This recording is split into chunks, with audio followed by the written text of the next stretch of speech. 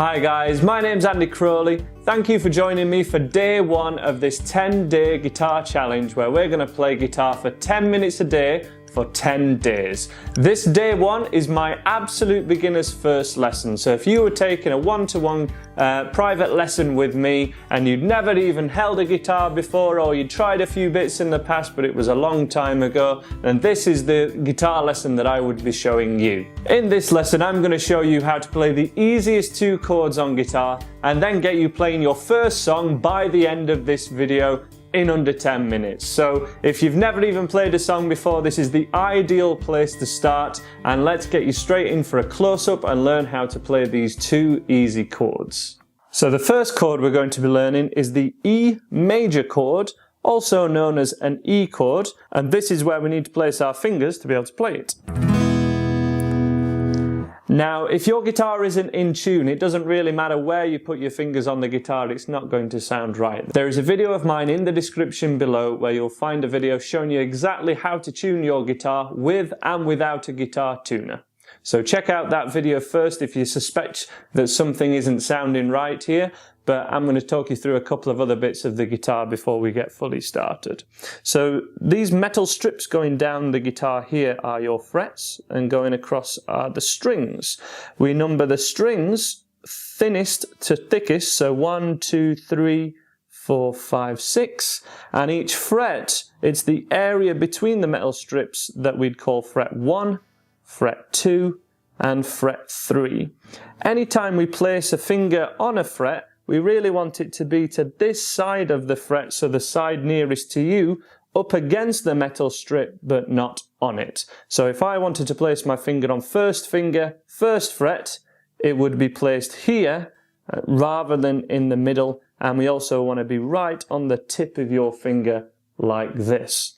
For this first chord, the E major chord, we need that first finger to be on the third string at that first fret. So that's just here, right on the tip of our finger, and we are pressing between our thumb and first finger. My thumb is directly behind where my first finger is on the guitar, just here. The middle finger needs to be at the second fret of the fifth string, so string 5, 1, 2, 3, 4, 5. And the third finger, otherwise known as the ring finger, goes here, directly underneath at the same fret on the string below. So just one recap, these fingers are placed finger number 1, or the index finger, middle finger, and the third finger here. The little finger, it's best to keep it as close to the third finger as possible rather than shooting off and doing its own thing. This is where we want to place it here. For this particular chord, we do want to strum all 6 strings and make sure that they're all heard. So let's do that now and strum our E major chord. Now that sounds like it should sound, and hopefully yours sounds the same. If not, your guitar may be out of tune, so check out that tuning video. However, we also want to make sure that all 6 strings are ringing out, by which we want to pick the thickest to the thinnest string, so string 6 to 1.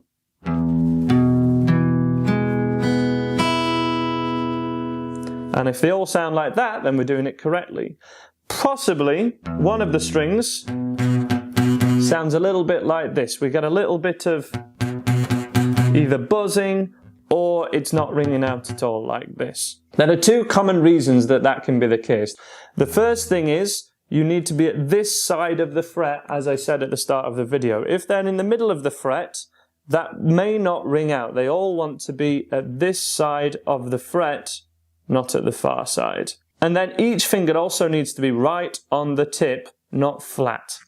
Now this is common because whenever we hold things, say if I was just holding this guitar neck to pick it up, we'd grip it like this. But this is not how we press down notes on a stringed instrument. We need to be right on the tips of our fingers and make sure that this joint in our fingers is bent and kind of curled over so that each tip of the finger is at 90 degrees to the fret.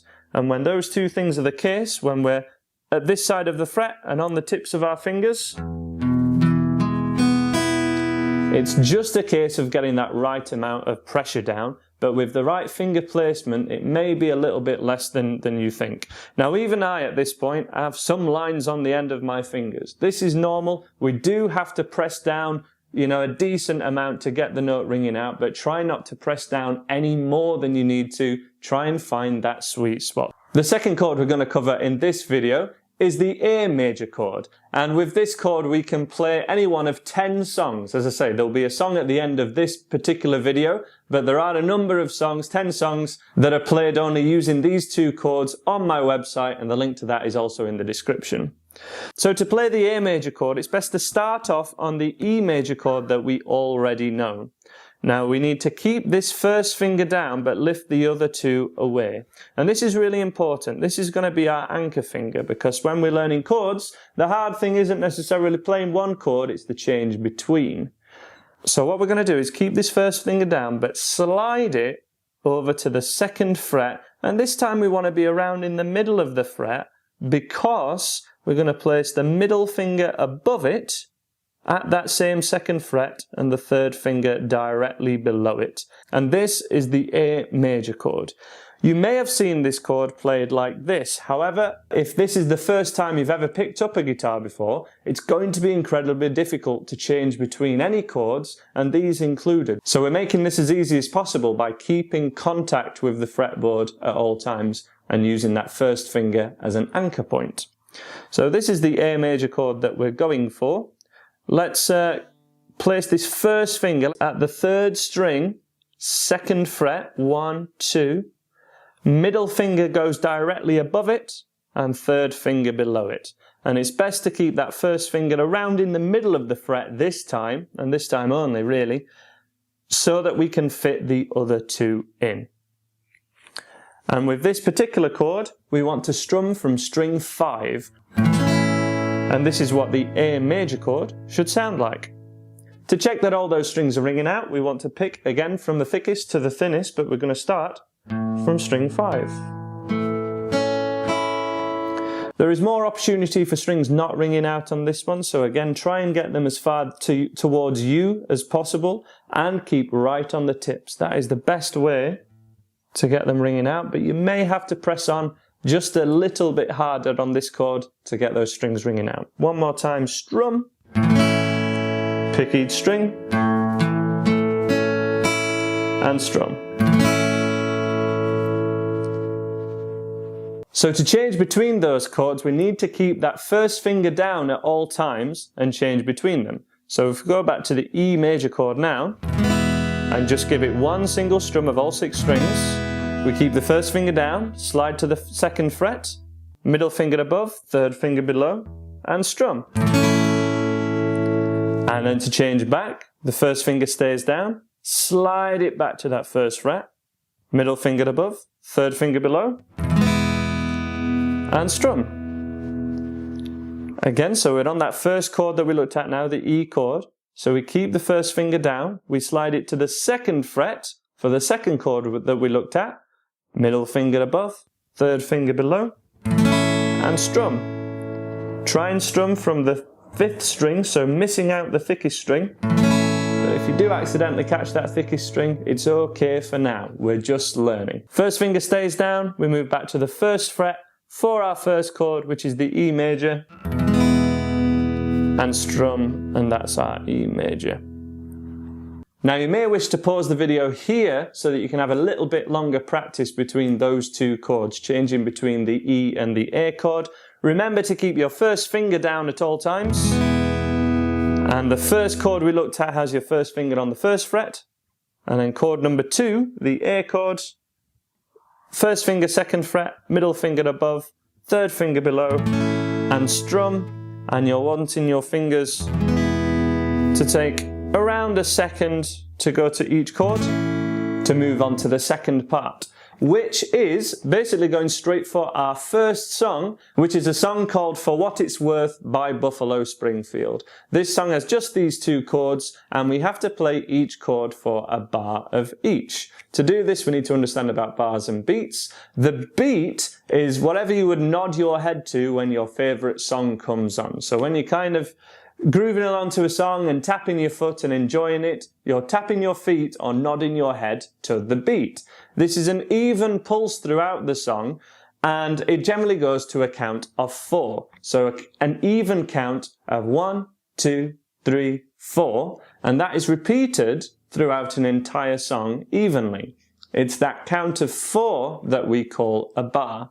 So the simplest strumming pattern we can do for any song is just strumming on the beat, and we're going to strum each chord in this particular song 4 times. So we strum the E chord 4 times, 1, 2, 3, 4, and keep that first finger down when we're going to change to the second chord, which is the A chord, and then strum this 4 times, 1, 2, 3, 4.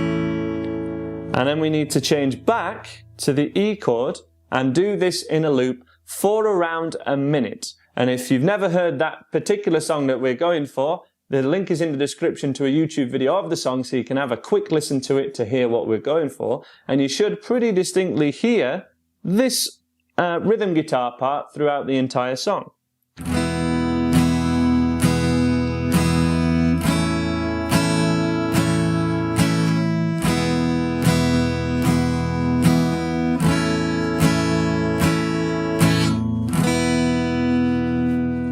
Now, keeping the strumming hand going while changing chord is undoubtedly the trickiest part of learning songs on guitar. However, this anchor finger, keeping the first finger down, makes it a much easier task and helps us going forward to learn the other chords that we're going to be learning in the coming days.